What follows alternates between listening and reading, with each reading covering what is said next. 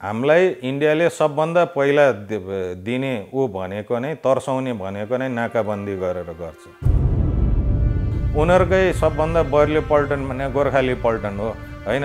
त्यो पल्टनलाई उनीहरूले दिए जति नै सुख सुविधा दिएर हामी यहाँ बोलाउँ, सबैले त्यहाँ छोडेर यहाँ आउँछ। उनीहरूले नै सिकाए मान्छेहरू उनीहरूको विरुद्धमा लड्न थाल्यो भने अनि के हुन्छ त? त्यो भएपछि सुगौली सन्धि आधारमा त्यो दुई देशको मात्रै हो, चाइना र हाम्रो मात्रै बोर्डर हो, त्यो इन्डियाको बोर्डरै होइन। यदि यो जग्गा फर्काउने हो भने हामीले दार्चुलालाई एउटा उज्यालो ठाउँ बनाउन सक्न पर्यो। हिजोसम्म नक्सा नबनाउँदाखेरि हामीले शङ्का गर्न सक्ने ठाउँ थियो, तर नक्सा निकाल्नु भनेको त एउटा स्ट्यान्ड लिनु हो नि राज्यले। किनकि आज कोरोनाबाट बच्नु हाम्रो लागि जरुरी छ, कृषिले भोलि हामीलाई बचाउँछ, अनि हामी सिमानाको पनि लागि लड्न सक्छौँ सब गर्न। भोलि हामीले खान पायौँ र इन्डियाकै अगाडि हात थाप्न जान पायौँ भने अनि हामी कति डरौँ होला त यो इस्युमा। नमस्ते। के हो जङ्गे पिल्लर? कहाँसम्म छ नेपालको भूमि अर्थात् सीमारेखा? आजको दिनमा हरेक नेपालीलाई चासोको विषय बनेको छ कोरोना भाइरसभन्दा पनि नेपालको भूमि अर्थात् सीमारेखा, जुन नेपाली जनताको देशप्रतिको माया पनि हो। त्योभन्दा पहिले जङ्गे पिल्लर के हो भन्ने बारेमा बुझौँ।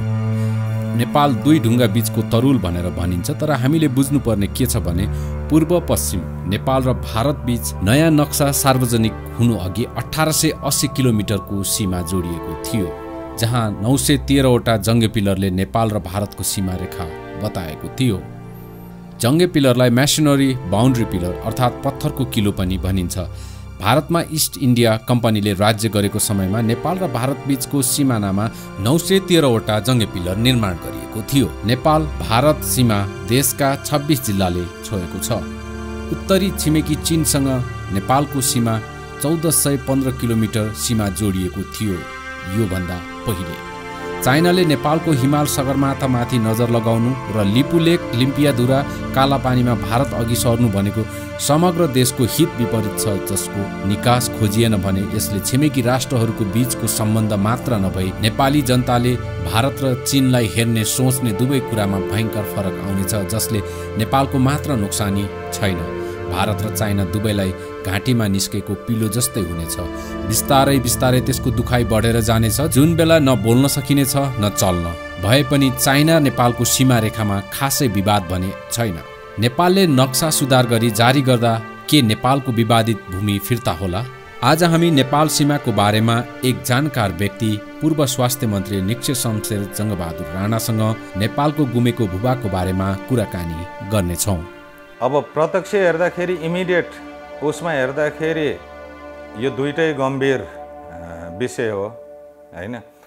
एकतिरबाट यो मान्छे बचाउन पर्ने पनि रोगसँग हामी लड्न पर्ने पनि जरुरी छ, किनभने त्यसले गर्दाखेरि भोलि हामीले जनतालाई नै बचाउन सकेनौँ भने सिमाना बचाएर मात्रै के हुन्छ भन्ने एउटा प्रश्न पनि हुन्छ।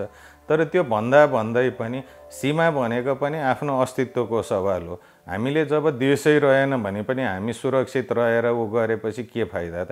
त्यो हुँदाखेरि यी सब विषय भने सायद एक अर्कामा अनुन्याश्रित सम्बन्ध बोकेको होला। त्यो हुँदाखेरि यो दुइटै इस्युलाई ट्याकल गर्न सक्नुपर्छ। राज्य भनेको युनिल्याटरली फङ्सन गर्ने होइन, एउटा विषयमा मात्रै केन्द्रित रहने होइन, हरेक विषयमा उसले ध्यान दिनुपर्छ होइन। त्यो हुँदाखेरि यी दुइटै विषयलाई चाहिँ प्राथमिकता दिनुपर्छ भन्ने चाहिँ मेरो बुझाइ हो। नेपालको नक्सा जस्तै नक्सामा गुमेको भूमि समायोजन गरी सार्वजनिक भए लगतै अब नेपालको गुमेको भूमि फिर्ता हुन्छ या हुँदैन, यहाँलाई कस्तो लाग्छ? फिर्ता नहुने कुरा त हुँदैन हैन, तर कुनै पनि चिज फिर्ता गर्नको लागि त्यसका लागि आधारहरू प्रमाणहरू हुनुपर्छ। विभिन्न विशेषज्ञले पनि माग राखिराख्नु भएको थियो। मैले पनि केही इन्टरभ्यूमा मैले गरेको थिएँ कि हामीलाई केले रोकेको छ त त्यो म्याप बनाउनलाई, र म स्वागत पनि गर्न चाहन्छु कि राज्यले त्यो म्याप लियो। अब म्याप लिँदैमा देश जग्गा फर्किन्छ कि फर्किँदैन त्यो हुँदैमा सक्यो त भन्ने एउटा कुरा क्वेसन पनि आउन सक्छ। त्यो होइन, म्याप भन्नु भनेको पनि राज्यले त्यो हिसाबले एउटा राष्ट्रिय स्तरबाट नै त्यसलाई रेकग्निसन दिनु भने पनि त्यो पनि हाम्रो एउटा बोल्ने आधार हो। अब भोलि त्यो म्याप बनिसकेपछि सबैले क्वेसन गर्ला कि के आधारमा तिमीले बनायौ भनेपछि अब त्यो आधारहरूको हाम्रो सङ्कलन गर्न जरुरी छ। एक हिसाबले जस्तै यहाँ मान्छेले भन्छ नि कूटनीतिक वार्ता गर्ने, त्यो कूटनीतिक वार्ता कुनै पनि समस्यालाई समाधान गर्नलाई त्यसको एउटा फ्याक्ट एभिडेन्समा पनि गरिन्छ, डिस्कसन त्यसमा बहस पनि गरिन्छ भने हैन, अर्को व्यवहारिकतालाई पनि मिलाएर लिएर जान्छ। त्यो हुँदाखेरि यसलाई त्यो हिसाबले एउटा होलिस्टिक अप्रोच लिनुपर्छ जस्तो लाग्छ। हो, नक्सा बनाउँदा साथ अब सबैको चासो बढ्छ कि नेपालले किन बनाए त भनेपछि अब प्रश्न आउँछ। अब हाम्रो भूमिका भने के भने सबुत प्रमाण हाम्रो सही हुनु पर्यो हैन। सबुत प्रमाण भएपछि अब बोल्ने ठाउँ हुन्छ। हिजोसम्म इन्डियाले जे भनेको छ हामीले त्यही मानेर बस्दाखेरि हाम्रो बोल्ने ग्राउन्ड थिएन हैन। सायद चाइनाले पनि अब भन्छ यो त्रिदेशीय बोर्डर भनेर भन्छ। सुगौली सन्धि आधारमा त्यो दुई देशको मात्रै हो, चाइना र हाम्रो मात्रै बोर्डर हो, त्यो इन्डियाको बोर्डरै होइन हैन। त्यो हुँदाखेरि त्यसलाई कुन आधारमा त्रिदेशीय बोर्डर भन्ने त? त्रिदेशीय बोर्डर भने त लिपुलेखनिर के अरे लिम्पियाधुरानिरको ठाउँलाई त्रिदेशीय बोर्डर भन्नुपर्छ सुगौली सन्धिको आधारमा भन्ने हो भने हैन। त्यो हुँदाखेरि यो हाम्रो दुई देशीय बोर्डर हो हैन। तर इन्डियाले त्यसलाई त्रिदेशीय भनेको छ, हामीले पनि त्यसलाई नै स्वीकृत गरिरहेको थियौँ हिजोसम्म। तर आज त हामीले स्ट्यान्ड गऱ्यौँ नि, होइन हाम्रो जग्गा यहाँसम्म भएपछि अब इन्डियाले क्वेसन गर्ला, अब संसारले क्वेसन गर्ला त्यो कसरी बनायो भनेपछि अब एउटा बाटो बस गर्ने चाहिँ एउटा वातावरण खुल्छ। हिजो हाम्रो ग्राउन्ड थिएन, यसले एउटा बस गर्ने ग्राउन्ड चाहिँ खुल्लाउँछ भन्ने चाहिँ मेरो मान्यता। जस्तो लिम्पियाधुरा, कालापानी र लिपुलेकबाट चाइनालाई चाहिँ के फाइदा छ? अब प्रत्यक्ष रूपमा हेर्ने हो भने आजको अवस्थामा चाहिँ चाइनालाई, हिजो पनि एउटा चाइनामा सिल्क रुट भन्ने थियो नि, चाइनिजहरू एउटा ट्रेडिङको लागि वो गर्ने एकदम मान्ने रुट थियो। त्यो भनौँ न मिडल इस्टसम्म पनि जान्थ्यो, सबै गर्थ्यो। त्यो बाहेक पनि जस्तै हाम्रो देशमा इन्डियामा भनौँ न त्यो व्यापार व्यवसायको लागि चाहिँ त्यो नाका पनि एउटा प्रबुद्ध नाका थियो। र भनौँ न चाइनाले अब मानसरोवर उसका भएको हुँदाखेरि र हामी सबै हिन्दूहरूको लागि एउटा त्यो एउटा धार्मिक गन्तव्य भएको हुँदाखेरि उसले आफ्नो देशको पर्यटकीय दृष्टिकोणबाट पनि त्यो फाइदा छ उसलाई। अर्को कुरा के हो भने त्यो इन्डियाको मेजर सिटीहरूको लागि एउटा मुख्य व्यापारिक नाका पनि हुन सक्ने भएर त्यो हिसाबले फाइदा चाहिँ छ। तर घाटा पनि छ उसलाई। यदि यो लिपुलेकलाई जुन हिसाबले उसले सहज हिसाबले लिइरहेछ भने चाइनाले कि त भन्न पर्यो कि म मेरो वान चाइना पोलिसीमा स्ट्यान्ड गर्न अब मेरो स्ट्यान्डिङ कमजोर भयो भनेर भने जस्तो पनि भयो। किनभने भोलि गएर फ्री टिबेटको मुभमेन्टको लागि चाहिँ त्यो एउटा भनौँ न एउटा संवेदनशील एरिया चाहिँ हुनसक्छ इन्डियाको हातमा रहेसम्म। यदि नेपालको हातमा रहेको खण्डमा चाहिँ चाइनालाई त्यति थ्रेट नहुन सक्ने सम्भावना हुन्छ। किनभने हिजो पनि हामीले खम्पा युद्धको बारेमा भनौँ न अमेरिकन इन्डियनहरूको खम्पा युद्धमा विशेष सहयोग यो भए पनि भनौँ न हामीले चाहिँ आफ्नो ग्राउन्डमा स्ट्यान्ड गरेर दुईटै छिमेकीको हामी ऐद चाहँदैनौँ भनेर एक प्रकारले हामीले चाइनाको हितको लागि पनि काम गरेको हो नि त्यो खम्पा युद्धको लागि। त भनेपछि नेपालीको हातमा रहन्जेलसम्म जति सुरक्षित हुन्छ त्यति सुरक्षित चाहिँ हुँदैन। त्यो हुँदाखेरि प्लस माइनस पोइन्ट दुईटै त्यसमा चाहिँ चाइनाको लागि छ। जस्तै अहिले हामी भारतको दक्षिणतर्फको मुद्दामा मात्रै केन्द्रित छौँ। जस्तै सोसियल मिडिया र केही चाइनाका न्युज च्यानलहरूले जस्तै अहिले हामीले गुगलको म्याप जुन तर अहिले हामीले गुगल म्यापमा हेऱ्यौँ भने ठ्याक्कै सगरमाथाको पिक चाहिँ नेपालभन्दा बाहिर परेको देखिन्छ। अब यो आधार कसरी लिन सकिन्छ? जस्तै सायद अब मेरो त्यो आफ्नो पर्सनल एनालिसिस पनि हो। आज यो लिम्पियाधुरा के अरे लिपुलेक लिम्पियाधुरा कालापानीको इस्युलाई अलिकति भनौँ न त्यो त्यहाँबाट डाइभर्ट गर्न पनि यो सगरमाथाको कुरा चाहिँ निकाल्या हुनसक्छ। किनभने एउटा चिज यथार्थ यही हो कि चाहे त्यो तपाईँको जिपिएस ट्र्याकिङको हिसाबले होस् या कुनै पनि यस्तो अत्याधुनिक टेक्नोलोजिकल होस् त्यसले एक्युरेट चाहिँ देखाउने भन्ने छैन। जस्तै त्यही म्यापमा पनि गुगलको म्यापमा 2D भर्जनमा हेऱ्यो भने चाहिँ त्यो लाइन सगरमाथापट्टि जान्छ भने 3D भर्जनमा हेऱ्यो भने त्यो पछाडि जान्छ। र सगरमाथाको कुरामा हामीले गर्नै पर्दैन किनभने चाइनासँग हाम्रो क्लियर भइसकेको छ। कागजी रूपमा नै त्यो हाम्रो हो भनेर चाइनाले त्यो र मुस्ताङका केही भागहरू हिमालपारीका जिल्लाहरूमा जुन उसको दाबी थियो त्यो उसले छोडिदिइसकेका छ चाइनिज गभर्मेन्टले नै। त्यो कागजी रूपमा नै हाम्रो त्यो भइसक्या हुँदाखेरि अहिलेको हिसाबमा यो भनौँ न इस्युलाई डाइभर्ट गर्ने एउटा प्रयास मात्रै हो। किनभने यहाँ अब मैले बारम्बार भने चाइनाको के छ भने नेपालमा कम्युनिस्ट पावरहरू आउँदा साथ होइन उनीहरूलाई के लागेको छ भने यो चाइनिज ब्याक टु भनेर भन्छ। त्यो हुँदाखेरि हरेक चिजमा चाइनालाई ऊ गर्न खोजिराखेको छ। त्यो हुँदाखेरि सायद हाम्रो चाइनिज र हाम्रो बोर्डरको कुरा गर्ने हो भने चाहिँ हो केही ठाउँमा विवाद छ, तर त्यसलाई यति गाह्रो चाहिँ हुँदैन जस्तो लाग्छ। किनभने त्यसलाई चाहिँ सल्भ गर्नलाई हिजोको इतिहासहरू पनि छ, तर इन्डियामा आजसम्म पनि हाम्रा कति बोर्डरको इस्युजहरू चाहिँ त्यो हिसाबले सिग्निफिकेन्टली सल्भ भएको चाहिँ छैन जुन इन्डिया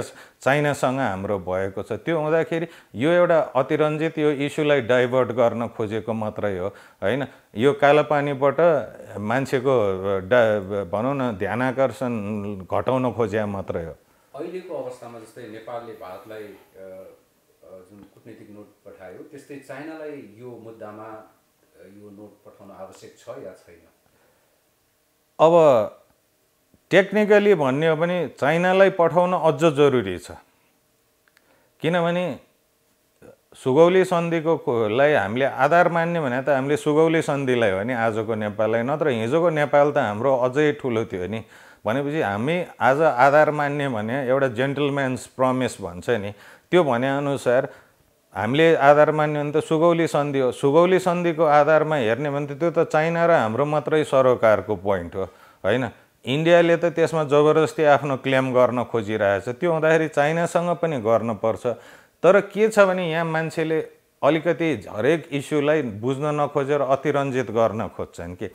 जस्तै मैले बारम्बार भन्ने गर्छु कि यो इस्यु चाइना इन्डिया र हाम्रो डाइरेक्ट इस्यु भए पनि चाइनिजको पनि इन्भल्भमेन्ट हुनुपर्छ। किनभने आज हामी धेरै कुरा गर्छौँ अमेरिकामा भएको नक्साको के अरे बेलायतमा भएको नक्साको कुरा गर्छौँ। चाइनासँग पनि हाम्रो उत्तरी भागको नक्साहरू छ, उसको आफ्नो पुरानो नक्साहरू छ, त्यसलाई पनि आधार ल्याउन पर्यो। त्यो हुँदाखेरि एउटा प्रमाणको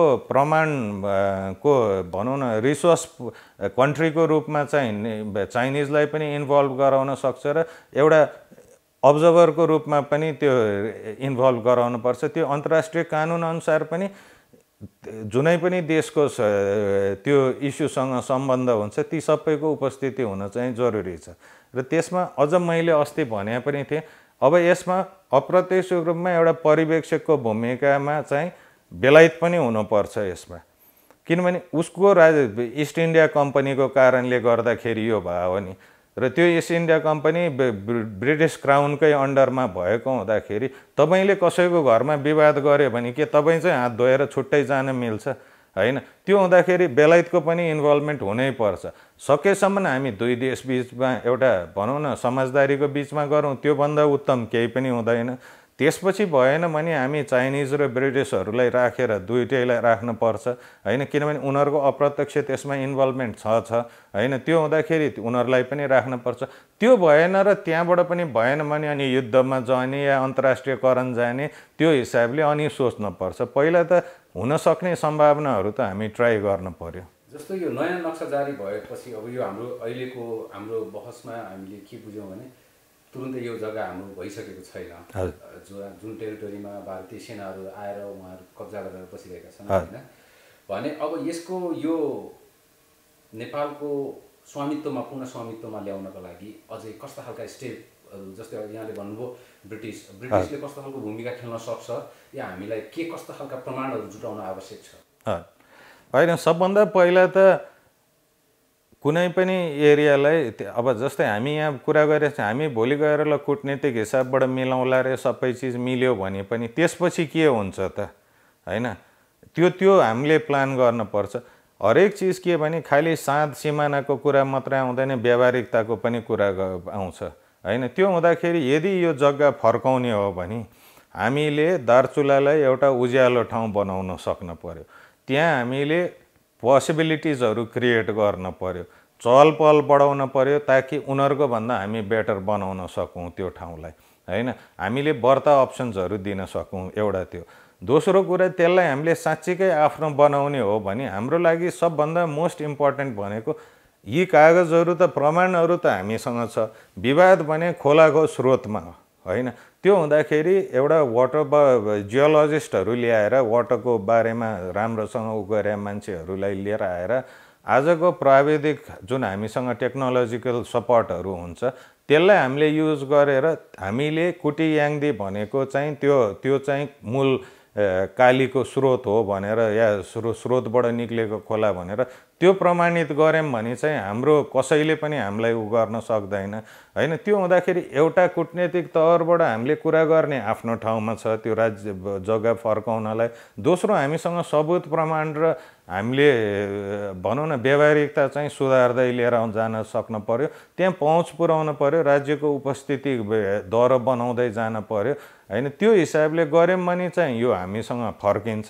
समय लाग्ला भले त्यो आफ्नो ठाउँमा छ होइन, तर जे चिज अरूको हामीले आशा राखिरहेका छौँ भने कति चिज त हामीले आफै पनि गर्न सक्ने छ नि, त्यसमा चाहिँ हामीले गरिराखेका छौँ कि छैनौँ त होइन। त्यसको लागि हामीले प्रयास गर्न पर्यो कि परेन त। भोलि ल जाउँ, भोलि गएर वार्ता गरौँ भनेर भन्ला, उनीहरूले आफ्नो प्रमाण ल्याउला, हामीले आफ्नो प्रमाण ल्याउला होइन। भोलि गएर त्यहाँ बाजिएर भोलि त्यसको विवाद लम्बिँदै जाला, सब गर्ला, हामीसँग के प्रमाण हुन्छ त? इन्डिया त एउटा सम्पन्न मुलुक हो, भनौँ न आर्थिक रूपबाट हामीभन्दा धेरै समृद्ध मुलुक हो। आज संसारले उसलाई हरेक उसको संसारको भनौँ न अत्याधुनिक चिजहरू उनीहरूले हायर गरेर ल्याउन सक्छ भनेपछि हामीले पनि हाम्रो आधारहरू त तयार गर्न पर्यो नि। हाम्रो ग्राउन्ड रियालिटी, हाम्रो फुटिङ कति स्ट्रङ छ भनेर हेर्न पर्यो नि। एउटा कुनै पनि बक्सिङको म्याचमा जाने भने रिङै बलियो भएन भने बक्सर जति बलियो होस् कति के फरक पर्छ त भनेपछि पहिला त हाम्रो ग्राउन्डलाई हामीले स्ट्रङ बनाउनु पर्यो। त्यो गर्नलाई राज्यले कसैले पनि रोकेका छैन, न इन्डियाले रोक्न सक्छ न कुनै पनि अन्तर्राष्ट्रिय उसले गर्न सक्छ। त्यो हुँदाखेरि त्यो भूमिमा हाम्रो हो भनेर हाम्रो स्वामित्व जमाउने चिजहरू त हामीले गर्न सक्न पर्यो। त्यो आधारहरूलाई बलियो बनाउने चिज त गर्न पर्यो नि। त्यो नगरेसम्म कसरी फर्काउने त? नफर्किने होइन, फर्किन्छ जसरी भए पनि फर्किन्छ। आज हामीलाई उपलब्ध प्रमाणहरूको आधारमा हामीले देखेको हिसाबमा फर्किन सक्ने हुन्छ। अब इन्डियाले कुनै प्रमाण लुकाएको छ भने त्यो आफ्नो ठाउँमा छ, तर हामीसँग जति पनि यथेष्ट प्रमाणहरू छ त्यसले चाहिँ हाम्रो विज्ञहरूको भनाइअनुसार र हामीले बुझेअनुसार त्यसमा स्टडी गरेको अनुसार चाहिँ आधारहरू चाहिँ हामीसँग स्ट्रङ छ। तर त्यसको एउटै ऊ भनेको के भने कालीको स्रोतलाई खोलाउन पर्छ भन्ने छ होइन। हाम्रो जस्तै हिजो मैले एउटा इन्टरभ्यू हेरेको थिएँ होइन, कमल थापाले बोल्नु भएको थियो, यो महाकालीको सन्धिको बेलामा राजेश्वर देवकोटाले स्ट्यान्ड गरेर महाकालीको स्रोत नखोलिएसम्म यो गर्दिन भनेर उहाँले साइनै गर्नु भएन अरे। आज यहाँ जति पनि पक्ष प्रतिपक्ष पक्षभित्रकै विवाद गर्नेहरू सबैजना त्यो बेलामा ती कुरामा नजरअन्दाज गरेर ऊ गरेको। त्यो हुँदाखेरि आजको हिसाबले यो सरकार र आज जति पनि राजनीतिक हिसाबबाट माथि आएका व्यक्तिहरू छन् यिनीहरूको नैतिक जिम्मेवारी नै हो यो इस्युलाई समाधान गर्नको लागि। किनभने हिजोको उनीहरूको एउटा लापरवाहीले गर्दाखेरि आज ऊ भयो। त्यही सन्धि गर्ने बेलामा हिजो राजाहरूको टाइमसम्म खोलापारीसम्म हाम्रो हो, त्योभन्दा उता हामीले नजाने भनेर सुगौली सन्धि अनुसार गरे। महाकालीको बेलामा आधा पानी सेयर गर्ने भनेर भन्यो होइन। हामीले आधा खोलाको पानी त उनीहरूलाई दिइसक्यो, आधा आफ्नो सम्पत्ति त उनीहरूलाई दिए जस्तो भएपछि कसैलाई केही दिँदाखेरि यो चाहिँ मेरो हो भनेर त्यो बेलामा प्रमाणित गर्न पर्थ्यो कि पर्दैन थियो त? भनेपछि आज उनीहरूको हिजोको लापरवाहीले गर्दाखेरि यो आज विवाद सिर्जना भएको हो। त्यो हुँदाखेरि आजको पक्ष विपक्ष सरकार चलाउने या सरकार चलाउने भित्रकै मान्छेहरूको पनि नैतिक जिम्मेवारी पनि हो कि यो इस्युलाई समाधान गर्नको लागि। यो मुद्दा अन्तर्राष्ट्रिय अदालतमा कसरी दर्ता गर्न सकिन्छ? जस्तै या भइसके पछाडि यसलाई चाहिँ कसरी हेरिन्छ, कुन रूपमा लगिन्छ? होइन, हामीसँग प्रमाण प्रशस्त भयो भने राज्यले, मैले बारम्बार भन्ने गरेको छु कि राज्यको मात्रै मुख ताकेर हुँदैन। यदि हामी एउटा प्रजातान्त्रिक मुलुकमा बसेको हो भने जनताको बहुसङ्ख्य जनताले जे भन्छ त्यो चिजलाई संसारले मान्नै पर्छ होइन। त्यो हुँदाखेरि राज्यले गर्ने पहल आफ्नो हिसाबले गरोस्, नागरिक स्तरबाट पनि हामी पहल गर्दै गरौँ। भोलि राज्यले इस्यु उठाउनलाई कमजोरी भयो भने हामी हजारौँ मान्छे लाखौँ मान्छे सडकमा उत्रेर यो इस्युलाई उठाउँ। यसलाई अन्तर्राष्ट्रियकरण गर्नलाई कुनै पनि प्रब्लम हुँदैन होइन। त्यो हुँदाखेरि आजको अवस्थामा जनताले कुनै पनि इस्युमा जति स्ट्रङली स्ट्यान्ड गर्छ संसारले इन्टरनेसनल प्र्याक्टिस नै त्यसलाई एक्सेप्ट गर्नुपर्छ। राज्य कसले चलाउँछ के छैन, कतिवटा ठाउँमा शासन कसैले चलाइराखेका हुन्छ तर अन्तर्राष्ट्रिय हिसाबले जनगुनासो र जनताले उठाएको आधारलाई लिएर पनि डिसिजन गरेको धेरै उहरू छ। त्यो हुँदाखेरि अब जनताको पनि भूमिका छ। हामीले धेरै राज्यलाई मात्रै भनिराख्यौँ, राज्यलाई पनि हामी झकझकाइराख्ने हो तर आफूले पनि यो इस्युलाई कसरी लिएर जाने भनेर हामीले सोच्न पर्यो। यदि राज्यले यसलाई त्यो हिसाबले निकास दिन सकेन भने चाहिँ हामी सबैजना सडकमा ओर्लेर यसको बारेमा कुरा गर्न थालौँ न। तर मैले अहिले पनि भने आज पनि हामी कोही राज्यको विपक्षमा उठेर कुरा उठाइरहेछ, राज्यलाई कमजोर देखाउन खोजिरहेछ या राज्य सञ्चालकलाई कमजोर बनाउन खोजिरहेछ, कोही इन्डियालाई गाली गरिराखेको छ। हामी कसैको विरोधमा उठ्न जरुरी छैन, हामी सबुत प्रमाण र यथार्थलाई लिएर जाउँ न, होइन? कसैको विरुद्धमा उठ्दाखेरि पो रोक्न सक्छ त। हामीले केही चिजको हितमा काम गर्दाखेरि त कसैले पनि रोक्न सक्दैन नि। प्रजातन्त्रमा जब वाक स्वतन्त्रता भनिन्छ त्यो कसैको विरुद्धमा मात्रै होइन, केही चिजको समर्थनमा मात्रै उठायो भने पनि त्यो वाक स्वतन्त्रता हुन्छ। त्यसलाई त्यो हिसाबले पनि हामीले युटिलाइज गर्न सक्न पर्छ जस्तो मलाई लाग्छ। जस्तो यो सीमाको विवाद धेरै दशकौँदेखि चल्दै आयो, यो यही विवादलाई लिएर नेपालमा राजनीति गरिन्छ भने हजुरले कसरी बुझ्नुहुन्छ? होइन, अवश्य पनि हो। कस्तो भयो भने जब भनौँ न एउटा भनाइ नै छ कि इट इज कस्तो भने पोलिटिक्समा मान्छेले पपुलस काम प्र्याक्टिकल भनौँ न राइट थिङ भन्दा पनि पपुलर थिङ गरिन्छ भनेर भन्छ। हाम्रो जहिले पनि यहाँ अब हाम्रो देशमा जहिले पनि राजनीतिक फेरबदल हुन्छ नि, सबैको स्वार्थ चाहिँ राजनीतिसँग मात्रै केन्द्रित हुँदाखेरि जहिले पनि यो सिमानाको कुराहरू चाहिँ पछाडि परिराखेको हुन्छ, होइन? र विपक्षले जहिले पनि फलानुले यो गरेन, होइन, यो भएन त्यो भएन भनेर कुरा उठाउने यो एउटा भनौँ न विपक्षीको लागि एउटा टुलको रूपमा मात्रै भएन।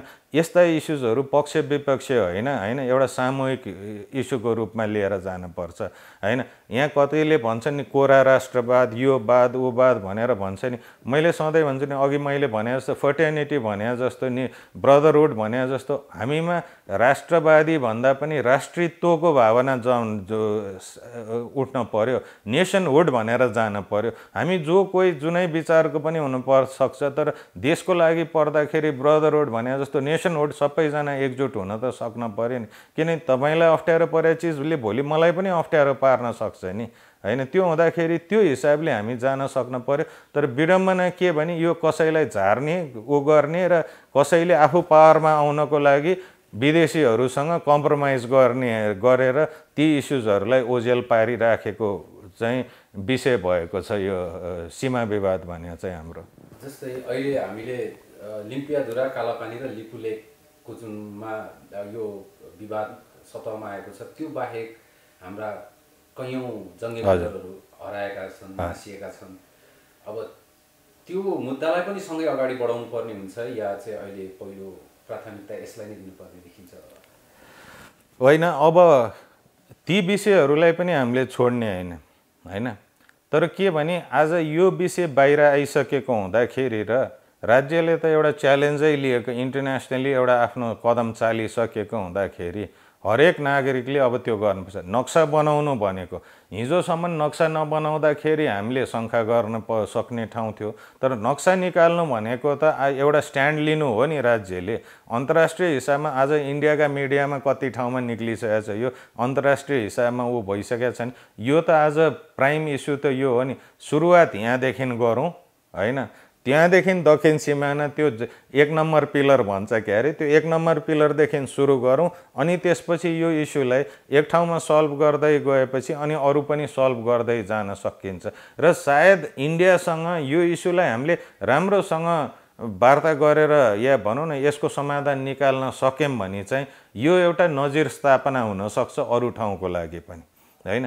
त्यो हुँदाखेरि र किन पनि यो जरुरी छ भनेर भन्दाखेरि हिजोको आज तपाईँले जुन जङ्गे पिलरहरू भन्नु पनि हिजोको टाइमसम्म त्यो हटाउने कसैको सामर्थ्य थिएन। आज गएर यो 30 वर्षमा सब हटिसकेको छ, किनभने कोही बोल्दैनन्, किनभने उतैपट्टिका आशीर्वाद लिन पर्ने भएको छ होइन हाम्रो नेतृत्व गर्ने मान्छेहरूलाई। त्यो हुँदाखेरि पनि छोडेको छ। र तराईतिरको भागमा के हुन्छ भने कति साँझ सिमाना हामीले प्रष्ट रूपले आकलन गर्न सक्ने छैन होइन। तर यो पहाडी भेगमा चाहिँ के भने त्यहाँको टोपोग्राफी चेन्ज हुँदैन होइन। त्यो हुँदाखेरि त्यो आधारहरू प्रमाणहरू हुन्छ। एउटा चिजमा हामीले क्लियर गरिसकेपछि त अनि अरू आधारहरूलाई त हामीले क्लियर गर्न सक्छौँ नि। यही महाकालीकै सिमानामा तल आएपछि कञ्चनपुरमा उसमा पनि कति ठाउँमा विवादहरू छ होइन। ती इस्युजहरूलाई पनि हामीले समाधान गर्न सकिन्छ। चाँदनी दोधारा भन्ने ठाउँहरू जुन महाकालीको पारी छ, एट द टाइम त त्यहाँ कम्युट गर्नै नसक्ने अवस्था हुन्छ बाढीको उसमा। ती मान्छेहरूलाई इन्डियासँग गाभियो भने उनीहरूलाई सजिलो हुन्छ। तर आज पनि तिनीहरू विकटताको बावजुद पनि हामी नेपाली भनेर बसिराखेको छ। तिनीहरूलाई न्याय गर्न पर्ने छ कि छैन? त्यो एरियामा हाम्रो एरियामा आएर भनौँ न इन्डियाले द्वारहरू बनाएको छ र भारत माता की जय भनेर लेखेको छ, त्यो हामीले हटाउन सक्न पर्यो नि होइन। त्यो हुँदाखेरि मेरो भनाइ के भने सुरुवात यहाँदेखि गर्न सकिन्छ। यो एउटा नजिर स्थापना गरौँ, सबैले यो ठाउँमा कन्सन्ट्रेट गरेर यसबाट एउटा नजिर स्थापना भएपछि त त्यसको आधारमा लिएर जान सकिन्छ नि। र इन्डियाले पनि साँच्चीकै बुझ्ने हो भने इन्डिया जस्तो ठुलो देशको लागि होइन हाम्रो यो फ्यु किलोमिटर जग्गाहरू खाएर उनीहरूलाई केही हुनेवाला छैन। आज साँच्चीकै उसले आफ्नो महानता देखाउने हो र उसले यो एरियामा साँच्चीकै म एउटा भनौँ न ठुल्दाईको हिसाबले साना देशको अभिभावकत्वको प्रदान गर्ने जुन एउटा ऊ गर्छ नि, यहाँ विवाद चलिरहेछ ल्याएर के अरे कोरोना टेस्ट गर्ने किटहरू बुझाइराखेको छ, सब गरिरहेछ। उसको जुन त्यो देखाउने छ नि जेनरोसिटी देखाउने ऊ छ नि, साँच्चीकै इन्डियाले आफ्नो जेनरोसिटी देखाउने हो, उदारता देखाउने हो भने सीमाको विवाद मात्रै क्लियर गरौँ। नेपालमा आधाभन्दा बढ्ता एन्टी इन्डियन सेन्टिमेन्ट खत्तम हुन्छ। उसको देशको लागि राम्रो हो यो चिज। हामीलाई त हाम्रो जमिन मात्रै पाउँछ, उसले त उसको स्वतन्त्रताको पूर्ण अभ्यास गर्न पाउँछ त्योबाट होइन। यदि यो विवाद रहिराख्यो भनेर उनीहरूले सोचेको नै छैन कि भोलि गएर यदि त्यो हिसाबले हामी टक्करमा लियौँ भने होइन, आज इन्डियासँग मात्रै हामी भिड्यौँ भने नि मान्छेले भन्छ हामी भिड्न सक्छौँ कि सक्दैनौँ। कोहीले भन्छ हामी सेना बलियो बनाएर जाउँ लडौँ यहाँ उहाँ भन्छ। यो सब उग्र चिजै गर्न पर्दैन। आज जति पनि चाइना र इन्डियाको मेलेमतो भए पनि त्यो एउटा व्यापारिक हिसाबको लागि मात्रै हो। तर यथार्थमा हेर्ने भने यिनीहरू दुईटै देशको भित्रमा दुईजनाको विरुद्धमा त्यो दुश्मनको भावना छ। किनभने आज पनि एकतिर यिनीहरूले एक ठाउँमा मिलेर गरे पनि आज सिक्किममा आएर विवाद चलिराखेको छ र सबै चिज भएको छ भने इन्डिया र चाइनाको विवाद सुरु भएको नै उनीहरूको बोर्डरको कारणले हो, अरू केही कारणले होइन। आज यो त्यत्रो दुईटा देशको विवाद त त्यो बोर्डरको कारणले हुन्छ भने यो एउटा सानो ऊ न देख्नला इन्डियाले यसलाई सानो समस्या लिएला होइन। तर भोलि गएर योभन्दा ठुलो खतरनाक समस्या कुनै पनि हुँदैन। भोलि एकछिनको लागि इन्डिया र हाम्रो बिचमा युद्ध भयो भने हामीले सेना जम्मा गर्नुपर्ने जरुरी नै छैन नि। उनीहरूकै सबभन्दा बलियो पल्टन भने गोर्खाली पल्टन हो होइन। त्यो पल्टनलाई उनीहरूले दिए जति नै सुख सुविधा दिएर हामी यहाँ बोलाउँ, सबैले त्यहाँ छोडेर यहाँ आउँछ। उनीहरूले नै सिकाए मान्छेहरू उनीहरूको विरुद्धमा लड्न थाल्यो भने अनि के हुन्छ त? त्यो भएपछि होइन हाम्रो बोर्डर असुरक्षित हुने हो र हामीसँग विवाद हुने हो भने इन्डियाको हरेक बोर्डर असुरक्षित हुन्छ। किनभने हाम्रा र नेपालीका छोराछोरीहरूले गएर इन्डियाको बोर्डरलाई ऊ गरिराखेको छ, बचाइराखेको छ। अर्को हिसाबले हाम्रो जस्तै तिब्बत भनौँ या चाइनालाई पनि पर्छ जुन हिसाबले अहिले हामीले कुरा गरेको छौँ। यो मुद्दा सीमाको जुन विवाद छ टुङ्गिएन भने जस्तै नेपाल सरकारले जुन एउटा गर्नुपर्ने अहिलेको नक्सा सार्वजनिक गरिसके पछाडि अब नेपाली जनताले आम अपोजिसन पार्टी सबै राजनीतिक दल जसले एउटा बौद्धिक वर्गका व्यक्तित्वहरूले गर्नुपर्ने चाहिँ कदम यो खासमा सडकै तताउनु पर्ने या युद्धै गर्नुपर्ने या अन्य चिजहरू कसरी हामीले दबाब दिन सकिन्छ भारतलाई अन्य चिजहरू जस्तै होइन। सबभन्दा पहिला त नेपालीहरूले आत्मबल बलियो बनाउनु पर्यो। यो इस्यु उठ्दा साथ हामीलाई इन्डियाले सबभन्दा पहिला दिने ऊ भनेको नै तर्साउने भनेको नै नाकाबन्दी गरेर गर्छ हैन। यो कोरोनाको टाइममा हामीले सिकिसकेका छौँ कि मिनिमम बियरमा कसरी हामी सर्भाइभ बियर मिनिमम उसमा कसरी सर्भाइभ गर्ने भन्ने चिज हामीले सिकिसकेका छौँ। हिजोको अवस्थामा यो लकडाउनभन्दा अगाडि जुन हिसाबले मान्छे बस्थ्यो त्यो हिसाबले कोही पनि बसेको छैन। उसले हरेक चिजमा कम्प्रोमाइज गर्न परिराखेको छ हैन। भनेपछि त्यो हाम्रो लागि एउटा सिक हुनसक्छ। यो सायद भनौँ न कोरोना भने मेरो एनालिसिस भने के भने यो प्रकृतिले आफूलाई न्याय गरेको हो जस्तो लाग्छ कि जनताले के अरे हामी मानव जातिले पृथ्वीको बढी दोहन गऱ्यौँ, त्यो हुँदाखेरि उसले आफूलाई रिकभर गर्नको लागि एउटा मौका पनि पाएको जस्तो लाग्छ। ओजोन लेयर क्लियर कभरअप भइरहेछ भने जस्तै यो कोरोनाले हामीलाई स्वावलम्बी बन्नको लागि एउटा वातावरण सिर्जना गरेको छ। अब हामी फेरि हाम्रो नेपालीको सर्ट टर्म मेमोरी चाहिँ नरहोस्, दुःखमा अलिकति दुःख मान्छौँ, अलिकति सानो खुसी पाउँदा साथ हामी सबै चिज बिर्सिने गर्न भएन। यसले हामीलाई एउटा पाठ सिकाउन खोजेको छ, स्वावलम्बीपनको आत्मनिर्भरताको ऊ गर्न सिकाएको छ। त्यसलाई हामी कन्टिन्यू गरेर गरौँ,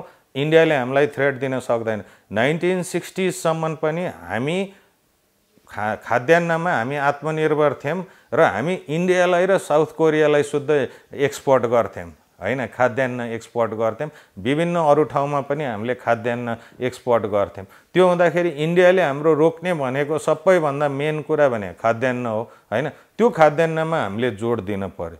तर विडम्बना कस्तो छ भने जस्तै आज खाद्यान्नकै कुरा आउँदाखेरि पनि आज ऊ भनौँ न जुन प्लानिङ पोलिसीहरू गभर्मेन्टले बनाइरहेछ त्यसमा कृषि भनेर ठुल्ठुलो कुरा चाहिँ गरिन्छ, तर यथार्थमा चाहिँ त्यसलाई बुझेको छैन। आज धान रोप्ने सिजन भइसक्यो, बिउ राखेको छ कि छैन, मान्छेले बिउ पाइरहेछ कि छैन हैन। अब हामी खालि इन्डियाको कहिले सिमाना खोल्ला र हाइब्रिड बिउ ल्याउँला, किन हाइब्रिड ल्याउन पर्यो? हामीले आफ्नै देशमा उत्पादन भएको उन्नत जातिको बिउलाई त हामीले ऊ गर्न सकिन्छ नि हैन। कमसेकम बिउ राख्ने ऊ गर्ने। भोलि गएर ल कोरोनालाई त हामी मानौँला अरे, तर के कोरोनाको कारणले धानले म पछि उम्रिन्छु भनेर भन्छ त? त्यो हुँदाखेरि अहिले सिजनलाई छोप्न पर्यो नि। इन्डियासँग यदि हामी टक्कर लिने हो भने अहिले कृषिको क्षेत्रमा हामीले बढ्ता इम्फेसिस दिनुपर्छ। कोरोना एक ठाउँमा छ, कृषि अर्को ठाउँमा छ। किनकि आज कोरोनाबाट बच्नु हाम्रो लागि जरुरी छ। कृषिले भोलि हामीलाई बचाउँछ अनि हामी सिमानाको पनि लागि लड्न सक्छौँ, सब गर्न। भोलि हामीले खान पायौँ र इन्डियाकै अगाडि हात थाप्न जान पायौँ भने अनि हामी कति डरौँ होला त यो इस्युमा? या जनसरोकारको विषय, राष्ट्रिय सरोकारको विषयमा पक्ष विपक्ष होइन, सबै इस्युको लागि उठेर आउँ, राज्यलाई प्रेसर दिउँ, अन्तर्राष्ट्रिय हिसाबमा पनि त्यही हिसाबले प्रेसर दिन सक्यौँ भने सबै चिज समाधान हुन्छ। होइन भने यो खालि कुरामा सीमित हुन्छ, प्लानिङमा सीमित हुन्छ हैन। त्योभन्दा दायाँ बायाँ चाहिँ केही पनि हुँदैन। एकछिनको लागि आँखामा छारो हाले जस्तो गर्छन् हैन, त्यहाँपछि अरू केही पनि हुनेवालाको चाहिँ मैले देखिनँ। धन्यवाद यहाँको लागि, सबैको लागि धन्यवाद।